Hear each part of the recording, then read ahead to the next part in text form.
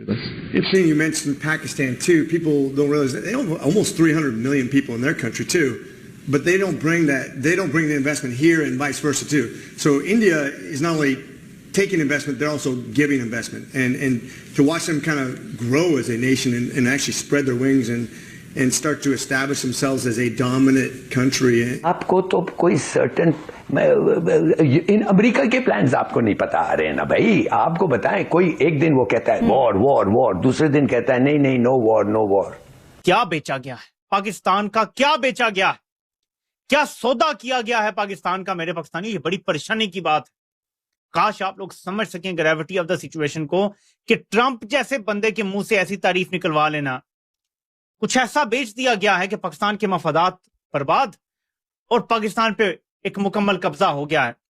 Donald Trump की party के ही नेता कह रहे हैं कि हम पाकिस्तान को इतनी इंपॉर्टेंस क्यों दे रहे हैं, जबकि इन्वेस्टमेंट्स हमारी यहाँ पे आ रही है भारत से, जो डिफेंस इक्विपमेंट है वो जरा भारत परचेज कर रहा है, ट्रेडिंग पार्टनर जरा बड़ा भारत है। वाले टाइम में ट्रंप को काफी सारी चीजों के जवाब देने होंगे और कहीं ना कहीं अमेरिकन गवर्नमेंट इनसे यही पूछेगी कि पाकिस्तानी गवर्नमेंट आपके बिजनेसेस में, स्पेशली जो आपका क्रिप्टो बिजनेस है, उसमें बिलियंस की इन्वेस्टमेंट क्यों कर रही है। इनफैक्ट आप ये भी देखिए, ये सब चीज होने के बाद सरगई गौर जो आए हैं उन्होंने बोल दिया है कि इंडिया और अमेरिका के बीच में ट्रेड टॉक्स कभी भी हो सकते हैं। 5 रिपब्लिकन्स ने इसके खिलाफ वोट दिए। जाहिर है उन्होंने अपने ही कॉन्स्टिट्यूशन के खिलाफ जाके काम किया है ना। मैं पहली बार देख रहा हूँ कि यूएस के पार्लियामेंटेरियंस ओपनली डिस्कस कर रहे हैं। खुदा ना खाता जर्नैलों ने कर दिया तबाह, इनके हाथ टूटे हैं ऐसा कोई गलीज काम करने से पहले, लेकिन अगर इन्होंने कर दिया तबाह, आलमी ताकतें एक ही चीज की फिक्र करेंगी, अमेरिका की स्पेशल फोर्सेस आएंगी यहाँ पे, जर्नैलों की गिच्ची पे रखेंगी टांग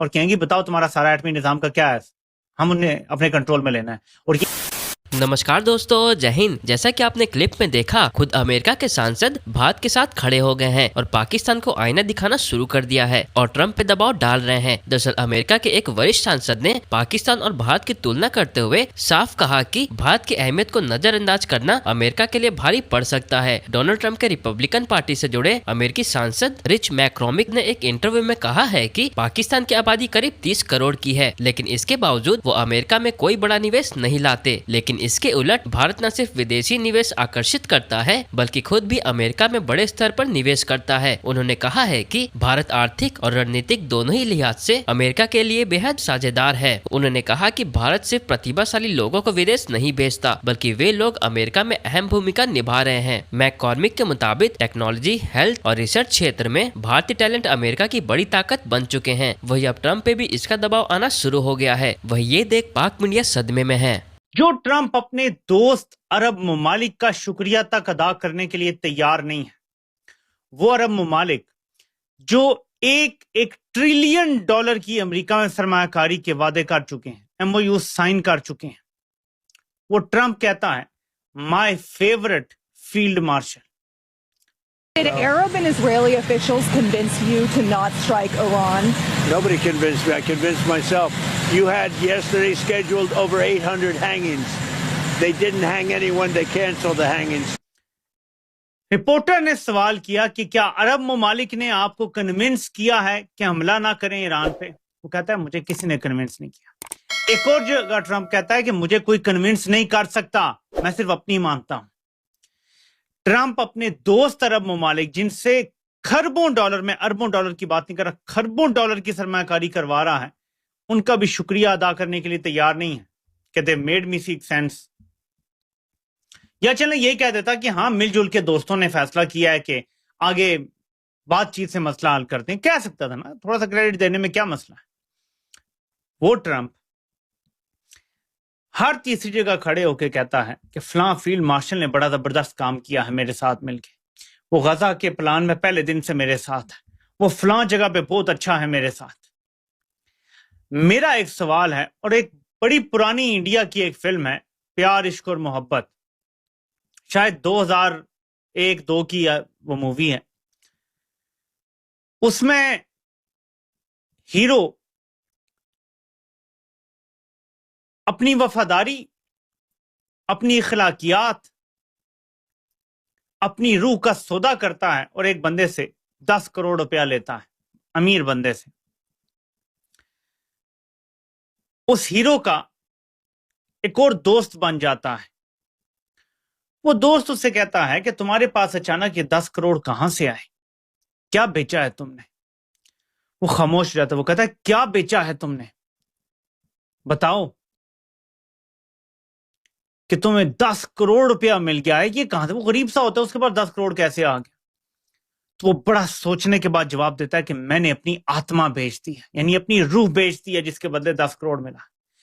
ट्रंप जो सूखे मुंह अरब ममालिक की सूखी सी तारीफ करने के लिए तैयार नहीं है। सब जानते हैं कि बड़ा जोर लगाया अरब ममालिक की तरफ से, सऊदी अरब ने जोर लगाया, सबसे ज्यादा सऊदी अरब ने जोर लगाया है। और सऊदी अरब से तो ये $1 ट्रिलियन की इन्वेस्टमेंट करवा रहा है। कर सकता था ना शुक्रिया अदा कि हाँ ठीक है शुक्रिया, चले ना ही करता, नार्सिसिस्टिक बंदा है, यही कह देता कि यार कुछ दोस्त ममालिक हैं जिन्होंने मशवरा दिया और मैंने एग्री किया कि बातचीत को मौका देते, कुछ भी कह सकता था। वो खड़े होके कहता है my favourite field marshal, which means क्या बेचा गया है पाकिस्तान का, क्या बेचा गया है, क्या सौदा किया गया है पाकिस्तान का मेरे पाकिस्तानी। ये बड़ी परेशानी की बात है।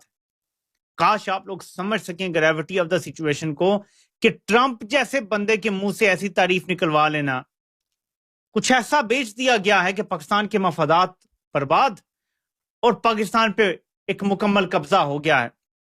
ट्रंप यूरोपीय ममालिक को धमकी दे रहा है, फ्रांस, जर्मनी, इटली, जिसमें बरतानिया भी आ जाता है, कि अगर ग्रीनलैंड के मामले में आपने मुझे टक्कर देने का सोचा भी तो मैं आप सब पे 25% टैरिफ लगा दूंगा, सब पे एक्स्ट्रा टैरिफ लग जाएगा। 7 टाइम्स टैरिफ की बात कर रहा है।